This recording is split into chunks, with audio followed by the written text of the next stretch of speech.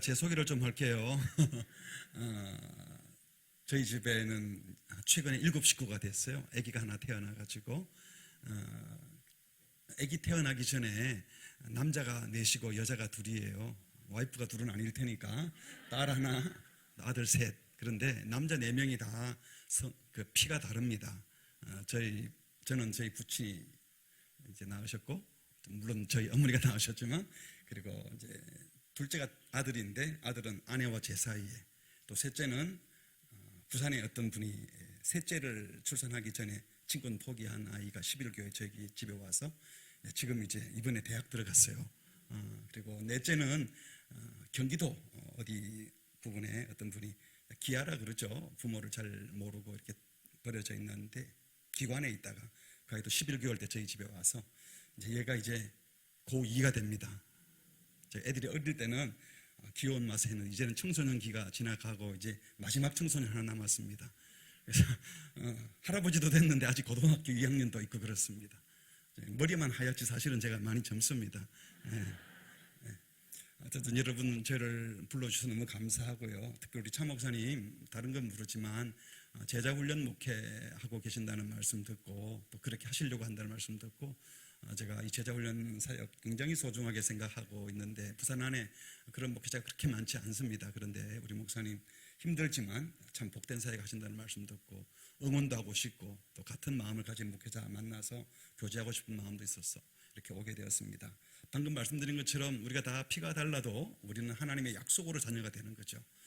제가 우리 작은 아이들한테 하는 말이 가족은 혈연으로 되는 게 아니다. 왜냐하면 가족 가운데 제일 가까운 사람이 누굽니까? 남편과 아내잖아요. 그런데 아내와 저 사이는 아무 상관없는 사람인데 약속으로 가족이 됐지 않습니까? 그래서 형하고 누나는 엄마 아빠 사이에서 태어나서 자녀가 되었지만 너희들은 또 엄마 아빠가 약속으로 입양해서 자녀가 된 거야. 우리가 하나님의 자녀 되는 것도 다 약속으로 되는 거야. 이렇게 말을 하면서 우리 교우들한테도 그런 마음이 드는 거죠. 어차피 모두 다 우리가 피는 다르지만 거슬러 올라가 보면 다 아담과 하와의 핏줄이고 죄인의 핏줄인데 예수님 때문에 거룩해진 성도가 됐잖아요. 우리 모두가 한 가족인 줄 믿습니다.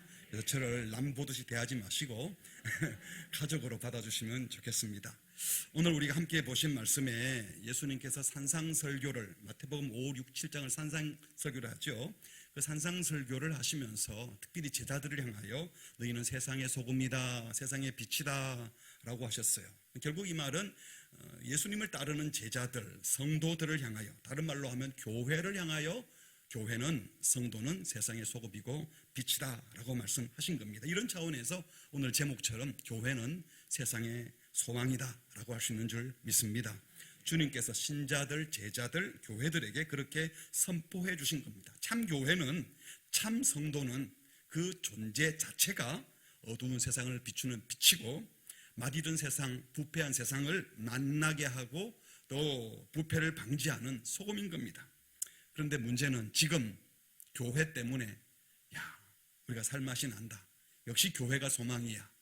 교회 때문에 우리의 죄악을 멈춰야 되겠고 교회 때문에 우리가 더 정직해야 되겠다. 교회 때문에 이 차가운 세상이 따뜻해지고 있구나 하면서 그래도 소망이 있어. 세상 사람들이 그런 말을 많이 합니까? 아니면 다 썩었다, 다 부패했다, 살맛이 안 난다 라는 말을 더 많이 듣습니까? 세상은 거짓, 불의, 불법, 속임수, 엄란, 폭력, 비정함, 불공정함, 부당함, 더러움이 가득 차 있습니다. 이렇게 캄캄하고 어두운 세상에 사는 교회의 성도는 세상과 어떤 관계를 맺고 살아야 되겠습니까? 먼저 예수님께서 너희는 세상의 소금이다, 빛이다 라고 할 때 중요한 것은 교회의 빛, 교회의 소금이 아니고 어디에? 세상의 소금과 빛. 그 말은 교회와 성도는 세상을 위해서 존재한다는 겁니다. 물론 우리가 하나님을 위해 존재하지만 하나님께서 우리를 구원하셔서 이 땅에 살게 하시는 것은 세상을 위해서 남겨두신 겁니다. 예수님께서 부활하시고 난 다음에 제자들이 모여있는 곳에 갔어요. 그때 마침 도마는 없었는데 제자들이 있는 곳에 가서 샬롬, 평강이 너희에게 있을지어다 라고 하신 다음에 하신 말씀이 아버지께서 나를 보낸 것처럼 나도 너희를 보내노라 이렇게 말씀하셨습니다. 마태복음 28장 마지막에도 하늘과 땅의 모든 권세를 내게 주셨으니 그러므로 너희는 뭐죠? 가서 제자 삼으라. 가야 돼. 세상에 가라. 사도행전 1장 8절에서 대위임령 또 성령 충만한 너희들 예루살렘, 유대, 사마리아 땅 끝까지 이르러 내 증인이 되라. 다시 말하면 열방으로 가라라고 하셨습니다. 예수님께서는 교회를 끌어모으려고 하지 않고 세상으로 보내겠다고 말씀하십니다.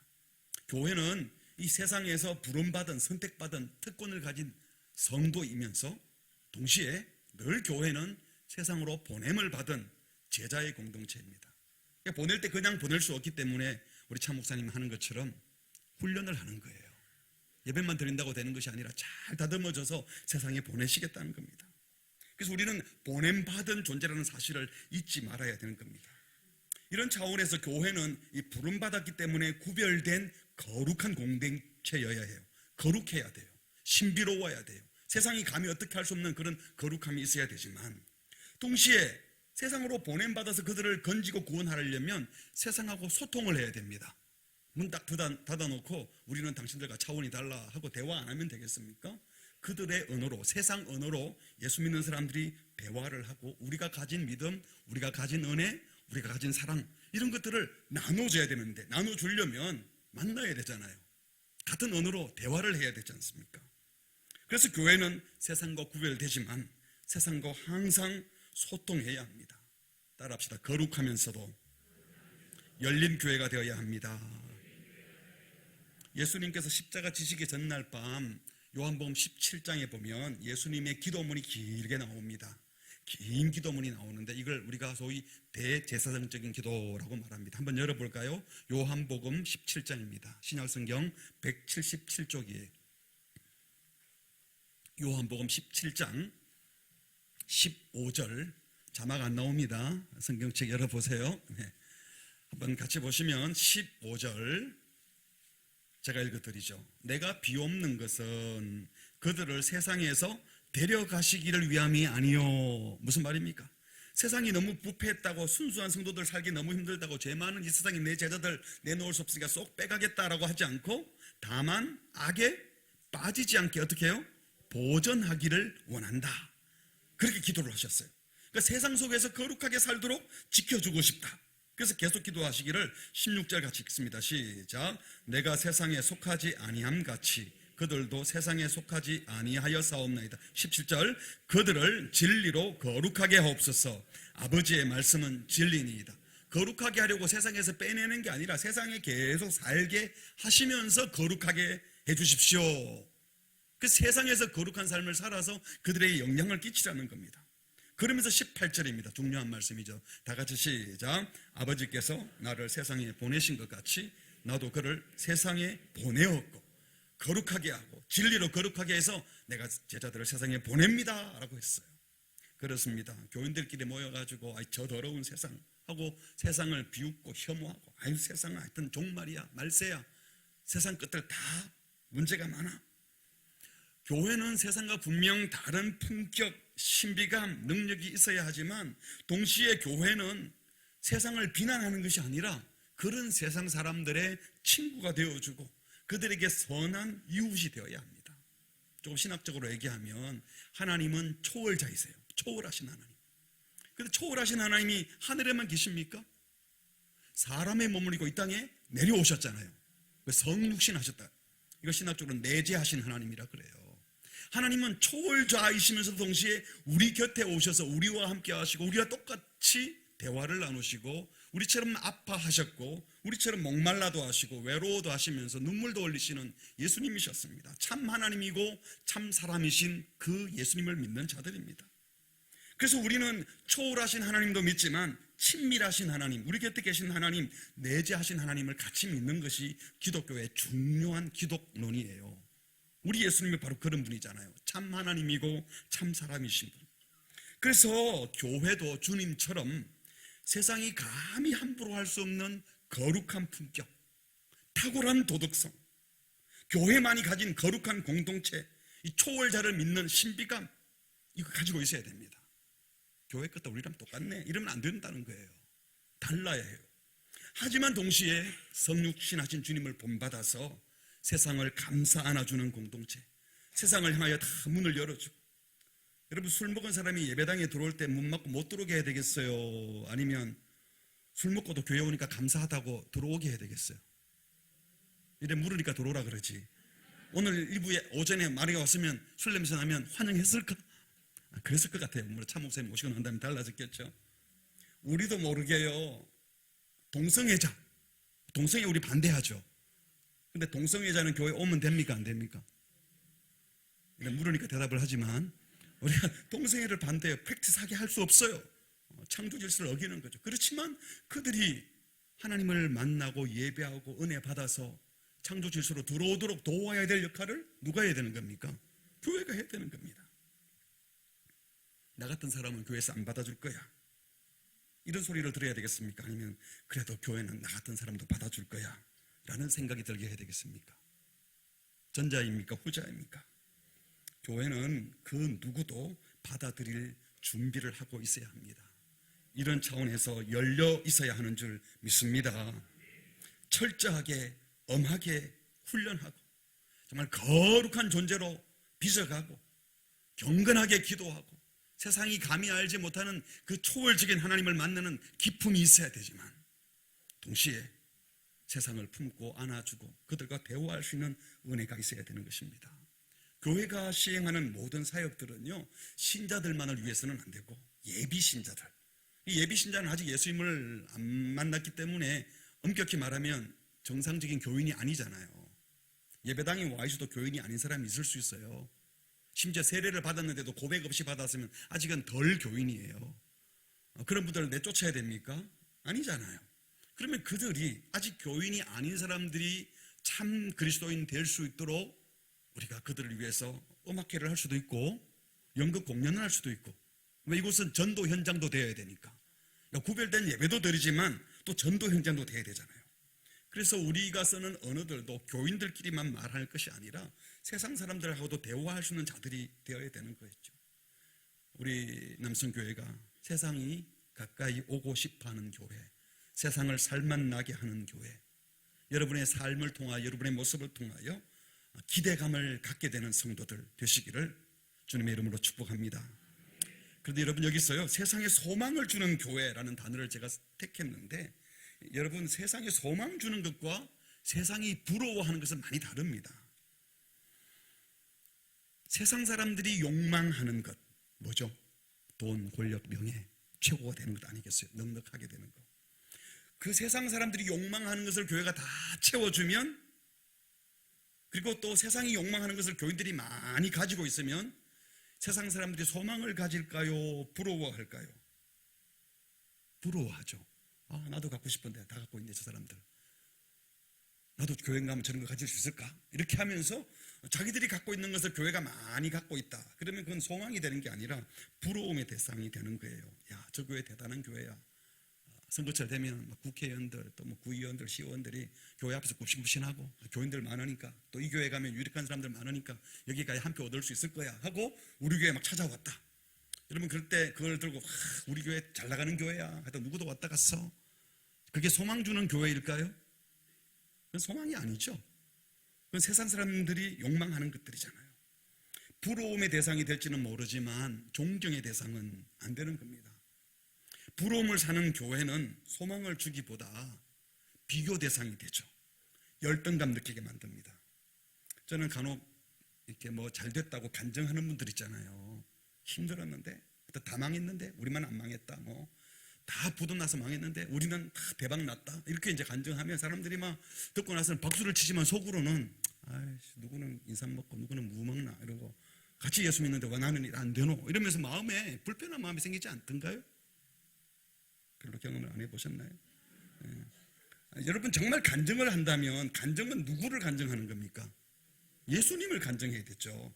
예수님을 증거해야 되는 거예요. 간증은 정말 간절하게 예수님을 증거하는 것이 우리 신앙인의 간증해야 돼야 되는데, 어떨 때는 들어보면 예수님 때문에 나 잘 되었어, 나 예수님의 복 특별히 많이 받았어, 당신들도 나처럼 하면 예수님이 주는 거 많이 받을 거요. 그런데 예수님이 증거되는 게 아니고 예수님이 주는 복 많이 받은 나를 자랑하는 거예요. 그렇게 열심히 간증을 듣고 나서 속이 상한 거예요. 은혜가 안 되고. 이런 차원에서 교회가 세상에 소망을 준다는 것은 세상 사람들이 부러워하는 뭘 많이 갖는 것이 아니라 성도 한 사람 한 사람이 예수님의 말씀대로 살아서 정말 소금이 되고 빛이 되는 것을 말합니다. 13절을 다시 보시면 여러분, 오늘 본문, 너희는 세상의 소금이니, 소금이 된다는 것은 짠맛을 내는 거예요. 구약 레위기에 보면, 레위기 2장 13절에 보면 소재물에 소금을 치라, 하나님의 언약의 소금을 내 소재에 빼지 못할지니 모든 예물에 소금을 드릴지니라. 이 소금은 음식 맛을 낼 뿐만 아니라 그 제물, 희생 제물의 부패를 막고 정결을 유지하는 역할을 했습니다. 또 에스겔서 16장에 가보면 이 아기가 태어났을 때 정결하도록 하기 위하여 신생아의 몸을 깨끗하게 하고 건강하게 하는데도 생명 유지하는 데 이 소금이 사용되었어요. 그러니까 신자가 세상의 소금이 되어 짠맛을 낸다, 이 말은 소극적인 의미로는 세상의 부패를 방지하는 방부제 역할을 한다는 것이고, 적극적인 의미로는 세상의 아픔을 치료하고 세상을 정결하게 하고 생명을 살리는 꼭 필요한 존재가 된다라는 뜻이 세상의 소금이 되는 겁니다. 근데 오늘 예수님 말씀하시기를 소금이 만일 그 맛을 잃으면 무엇으로 짜게 하겠느냐, 나중에는 쓸데없어서 밖에 버려져 사람에게 밟힌다, 이렇게 말씀하셨어요. 그리고 과학적으로 소금, 염화나트륨이잖아요. 이 염화나트륨이 짠맛을 이룰 수는 없습니다. 짠맛이 없으면 염화나트륨이 아니지요. 그런데 소금이 맛을 잃는다라는 말은 예수님이 과학을 몰라서 하신 말씀이겠습니까? 그런 건 아닙니다. 당시 소금은요, 바닷물을 정류해서 소금을 채취하는 방식이 염전 방식이 아니고 암염이나 늪지에서 소금을 추출하는 방식이었다고 해요. 그래서 당시 소금에는 불순물이 많이 끼어 있었는데 불순물보다 잘 녹는 소금이 다 빠져버리면 남아있는 것은 하얀 알갱이긴 하지만 실제로는 소금이 아니고 소금 아닌 하얀 알갱이에 짠맛이 살짝 묻어 있는 겁니다. 이런 짠맛, 이런 소위 소금 맛만 나는 그 하얀 알갱이들은 공공 집회 장소로 많이 사용되었던 지붕에 평평한 지붕에 뿌려두면 사람들이 모이기도 하고 운동장으로도 썼기 때문에 예수님 말씀처럼 맛이른 소금이 뿌려진 그곳에 사람들이 밟고 지나다녔다는 거예요. 그러니까 짠맛을 잃은 소금처럼 예수님의 제자들이 제자된 사명을 감당하지 못하면 아무 쓸모없는 명목상의 신자가 되면 온 세상에 비웃음거리가 될 것이다, 이 말이에요. 이름만 신자고 실제로는 신자답지 않으면 그런 웃음거리가 된다는 말씀입니다.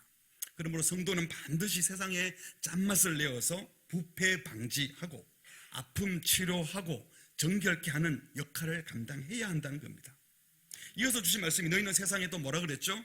빛이다 라고 하셨습니다. 빛은 어디 있습니까? 어둠을 밝히는 역할을 하죠. 빛이 존재하는 것 자체가 어둠이 사라지는 겁니다. 이 빛도 실제로는 다 알갱이라 그래요. 빛의 알갱이들이 꽉 차 있으니까 이 어둠이 없어진 거예요. 산 위에 있는 동네가 숨겨지지 못할 것이요, 높은 산 꼭대기에 있는 동네는 숨을 내야 숨을 수 없는 것처럼 빛은 반드시 빛나게 있다는 겁니다. 빛나게 되어 있다는 거예요. 등불을 켠 사람들이 그 말 아래 두지 않고 등경 위에 둔다. 그러면 모든 사람이 그 빛을 보고 환히 밝혀진다, 이렇게 말을 했어요. 그러면서 16절에 이렇게 말합니다. 오늘 본문 16절입니다. 이와 같이 너희 빛이 사람 앞에 비치게 하여 그들로 너희 뭘 보고요? 착한 행실을 보고. 그러니까 뭘 착한 행실이라고 말한 겁니까? 16절 앞부분에 빛. 빛이 뭐냐? 착한 행실인 거죠. 그래서 그 복된 삶이 빛이 되어서 하늘에 계신 너희 아버지께 영광을 돌리게 하라. 그럼 누가 하나님께 영광을 돌리는 거예요? 영광 돌리는 사람이 신자예요, 불신자예요? 예? 잘 보세요. 너희는 신자들이죠. 신자들의 빛이 안 믿는 사람들 앞에 비치게 해서 그 안 믿는 사람들이 신자의 빛, 착한 행실을 보고 하나님께 영광 돌리게 하라. 누가 영광 돌리라는 거예요? 불신자들이. 결국은 그들이 신자가 되어 하나님을 알게 하고 신자들의 빛된 모습, 소금된 맛내는 것을 보고 착한 행실을 보고 참 빛인 하나님을 보게 하라는 겁니다. 성경에 보면 요한일서에 보면요, 하나님은 빛이시라 이렇게 말씀했는데 요한복음 8장에 보면 예수님이 나는 세상의 빛이다, 하나님이 빛인데 그 아들 예수님도 빛이에요. 그런데 마태복음 오늘 본문에서는 제자들을 향하여 너희가 빛이다, 하나님이 빛이고 하나님이 보내신 예수님이 빛이시고 예수님을 따르는 제자들이 또 뭐라고요? 빛이라. 사도 바울은 데살로니가전서 5장 5절에 너희는 다 빛의 아들이요 낮의 아들이라 하나님의 자녀라는 거죠. 빛의 자녀이기 때문에 빛의 자녀처럼 행해야 한다고 하셨습니다. 그러므로 빛 대신 하나님 예수님을 만나고 따르는 성도, 즉 교회는, 빛된 성도들이 많이 모인 교회는 그 자체가 어둠을 밝히는 세상의 빛입니다. 성경에서 빛은 부정함을 드러냅니다.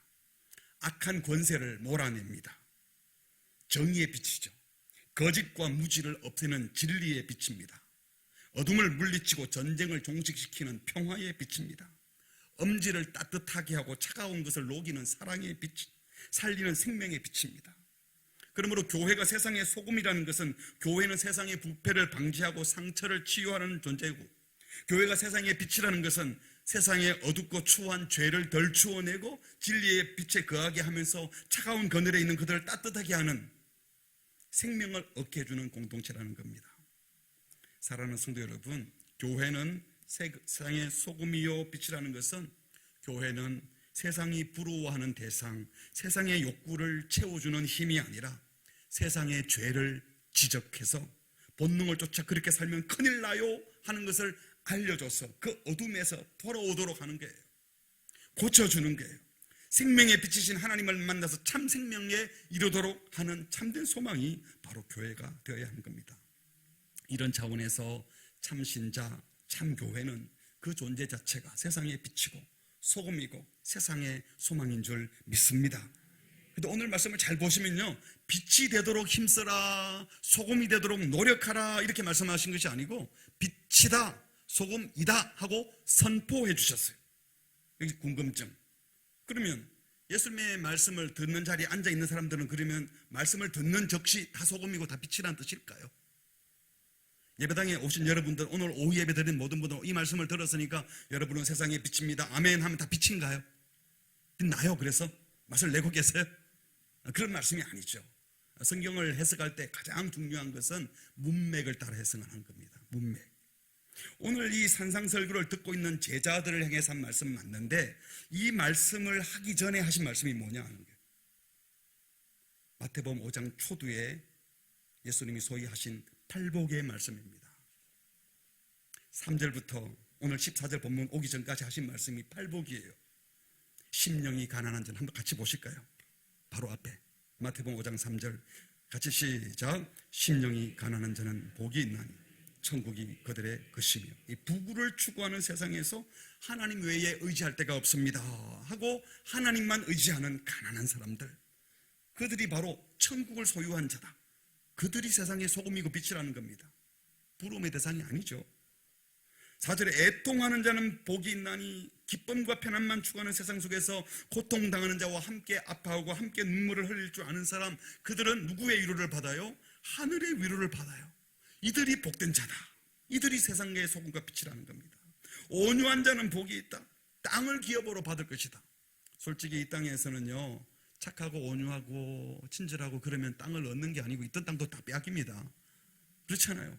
머리가 잘 돌아가야 되고 계산 잘해야 되는데, 그러나 정말 하나님이 온 땅의 주인인 줄 알고 온유한 마음으로 하나님과 이웃을 섬기는 그 사람들, 온 땅의 주인이신 하나님이 그들의 기업이 되시기 때문에 그들이 복이 있다.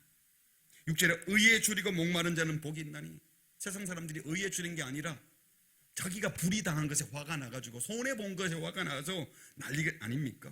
억울한 거 못 참아서 난리 아닙니까? 그런데 하나님의 공평과 정의를 갈망하고 목말라 하는 사람, 그래서 진정 배부르고 참된 만족을 누리는 자들, 그들이 복 있는 자다. 이 사람들이 세상의 소금이고 빛이라는 겁니다.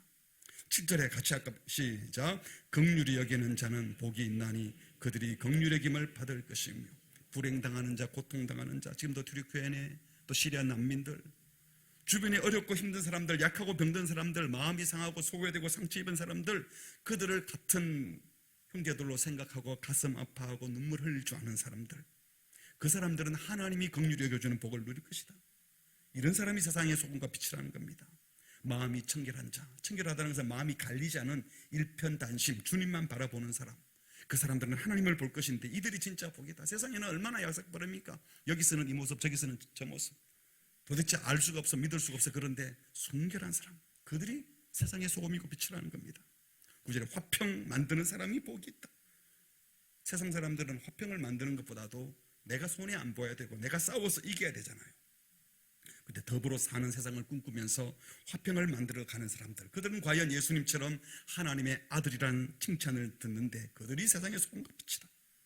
마지막 10절에 의를 위하여 박해받는 자는 복이 있나니 천국이 그들의 것입니다. 자기의 안위만 구하는 세상 속에서 의를 위하여 고난을 자처하며 박해받는 자들, 그들이 바로 온전한 천국 백성이 될 것이고 그들이 바로 세상의 소금과 빛이라는 것입니다. 여기 예수님이 말씀하시는 복은요, 세상에서 복이라고 생각 안 하는 것들이에요. 차원이 다른 이 복을 구하면서 또 이 복을 누리면서 그 복 안에서 행복하고 감사하고 살아가는 그들의 특별한 모습들, 세상과는 전혀 다르다는 거죠. 이런 모습들이 부패를 막아주고 이런 모습들이 세상에 빛이 된다는 것이지, 세상 사람들이 똑같이 좋아하는 거 더 많이 갖고 더 많이 누리고 와 좋겠네, 그건 빛이 아니고 그건 소금이 아니라는 거예요. 세상 사람들은요, 이런 복을 우리가 누리고 있으면 우리 보고 와 좋겠네 라고 하지 않고 이상하다, 특별하다, 부러워하지는 않아요. 참 훌륭하지만 난 그렇게는 살고 싶지 않아 라고 할 겁니다. 저희 부친이 우리 차 목사님이 목회하시던 교회의 원로 목사님이세요.